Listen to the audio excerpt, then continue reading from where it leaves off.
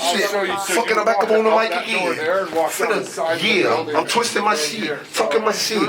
Oakland sweatsuit, BBL, yaya and shit.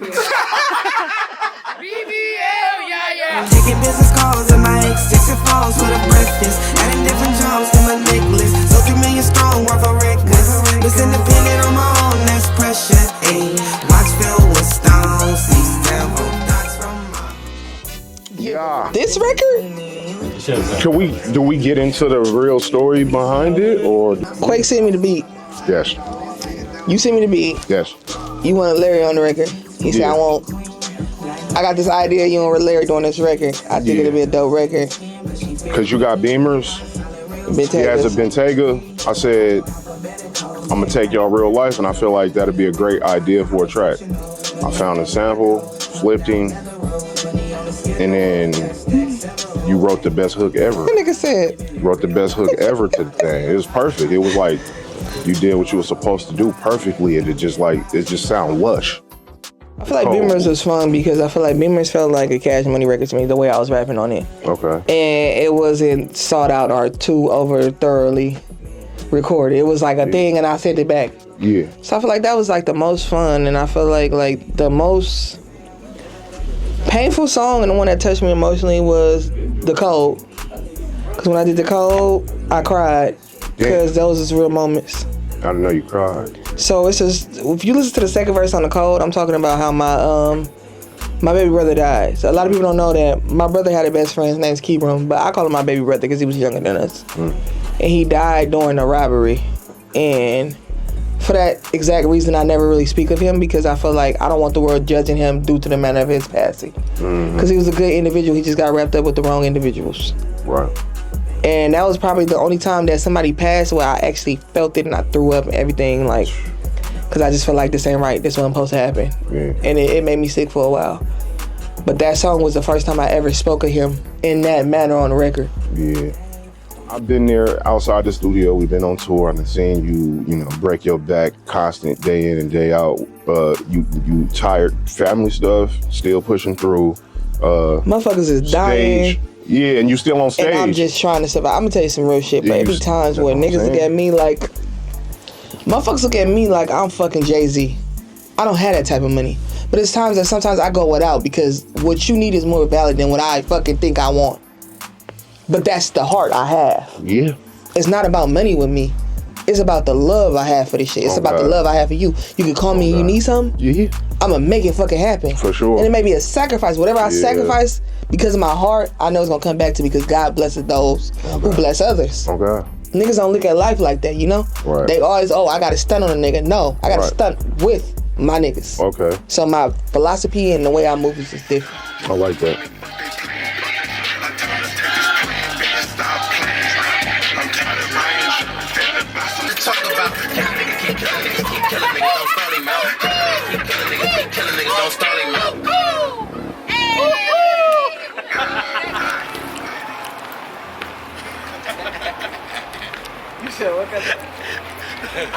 Hey man, you already know what it is. We just made it to Fresno State right now, man. We finna get shit cracking like kneecaps and chap lips under Dig Daddy. I'm talking about we finna go on, you know what I'm saying? Quick message to everybody. Fuck love, happy Halloween and all that other good shit. You know who the fuck you fucking with, your boy DJ Goofy, but ain't shit funny and I'm gonna go kick it like that. oh, my bad. Whoopie. I'ma kick it out the bottle. So you've never done a project with a producer and shared the cover with him? Not shared the cover, but I did the project with Link. What made you want to share the cover with the producer this time? Nigga. That's big, cause you wanna be honest? Cause you bring in a your ass sensitive, my nigga. About the you music? be wanting like your name, your this, your that, and I'm like, if we gonna do it, we gonna make it a moment for both of us. Cause I felt like I wanted you to shine just as much as me. That's cold. So we had to put you in the jewels and the big chains and the rings and the. That's cold. Yeah. It was imperative for you to see yourself in a certain light and walk in it. Because I feel like you be afraid to step into what you're supposed to be. It's like, nigga, you need to understand, like, in this business, it's like, real shit. This side where we chilling, but then it's another side where it's showmanship. I feel like I introduced you to showmanship. And I be thinking about that though, like on a day-to-day, because I'm like, she trying to show me something else, and it's a different meaning to it. So, because it's the music, like you love the music, we do the music, but it's like, you know, for you to pull essentially this background person that you always make music with to the front is different. No, I feel like You know what I'm saying? the only artist who doesn't glorify their producers or engineers is a selfish artist. You feel entitled to somebody else's time in life, but we don't own you. Right. You got your own 24 like I got my own 24. Oh, God. So you should be entitled to do, if you got 6 hours with me, the other 18, whatever the fuck you do with it, Oh, God. Sleep. whatever the fuck many hours it is, I probably did the math wrong. Nigga, did the math wrong. you can do what the fuck you want to do, and I feel like a lot of people feel insignificant because they're insecure, right? If they don't got you, they don't feel like they're great enough. I was stepping on my pants, I felt it coming. Oh, God. I swear to God, y'all, James Grave, nigga, the first time came out, he brought me out, I fell over a speaker. That's when I first got met, and she was like, I'm gonna bring you out at Tsunami Christmas. Nigga, I fell over a speaker. Is this my other phone? That's how I met that nigga. Yeah, I met you on BeatStars. I told him that yesterday. He was like, so you knew who I was when we met? I'm like, yeah.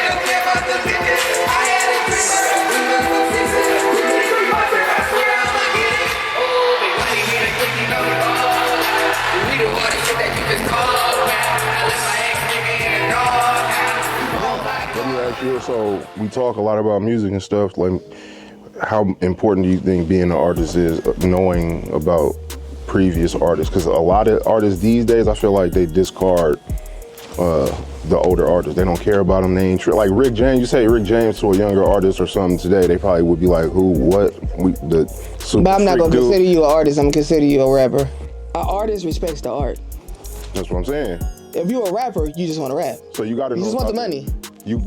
It's an art to this shit. You gotta know the art. You think you gotta know the Tina Turner story? There's no way really possible Kamaiyah sitting impact. here without knowing Rick James, because that's the funk. I love the funk. That's real talk. You a part of history now in music because you had a record.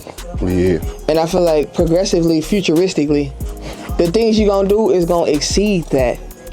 And I feel like I be trying to teach you like to not get caught up in that moment, because there's other moments to have.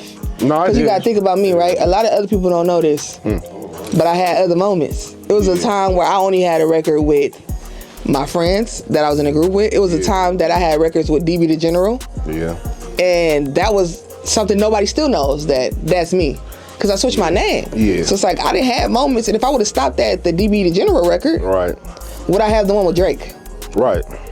Think about the spectrum here. When I talk, okay, this is another thing too. When I get to talking about you to people, to me, you like my friend as a person. Yeah. They think you went from 0 to 100. How long was you making music before? I started rapping music. They knew rapping and writing music when I was 9. 9. So from 9 to 16 is how many years? That's a whole 7 years. You was trying to make it. What does that look like though? That's 7 years before I even got a record with a DB the General. I was in the studio with a D-Lo at that time. What did that look like? Or around Mr. Fab, because I've been knowing these people for years. When you see Fab don't call me Kamaiyah, he called me my old name. Why do you think Mrs. Everything was important, and it was important for you to be a part of it? For the music's sake of being able to make music with you the way I felt like it should be like done. You know what I'm saying? Like being able to give them vibes. Because I knew what kind of direction I wanted to go into, but I feel like y'all don't know. Quake play all the dark keys. When this nigga make music, sometimes. No, I'm gonna tell you why. No shade to the homies and the people that he made music. I love all of them, but he make music for killers.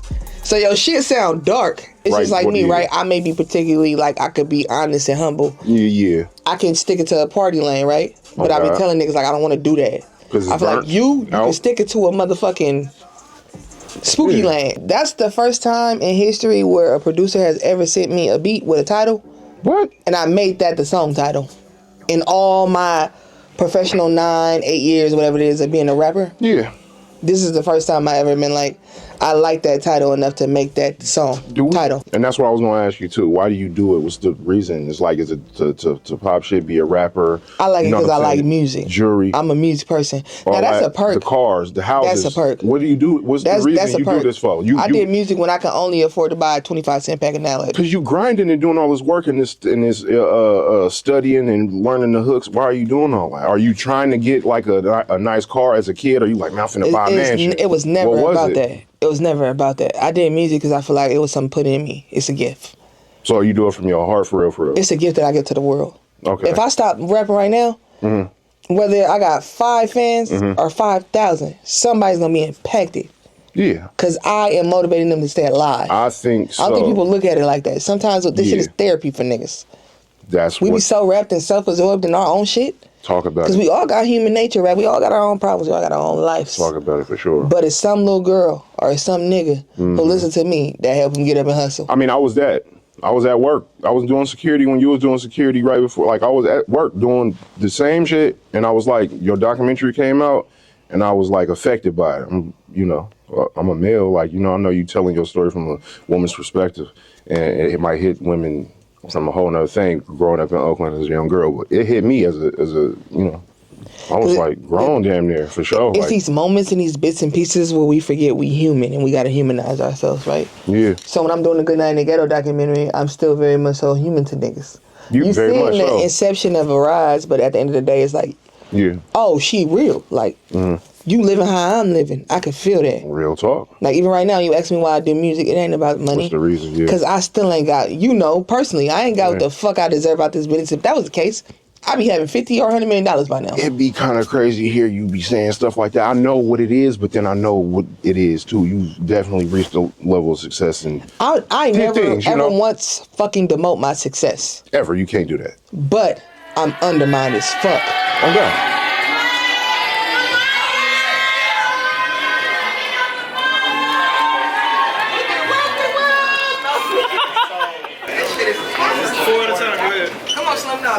Hey, Chris, just make sure whoever else needs to come in next comes. Yeah. One more. Wait,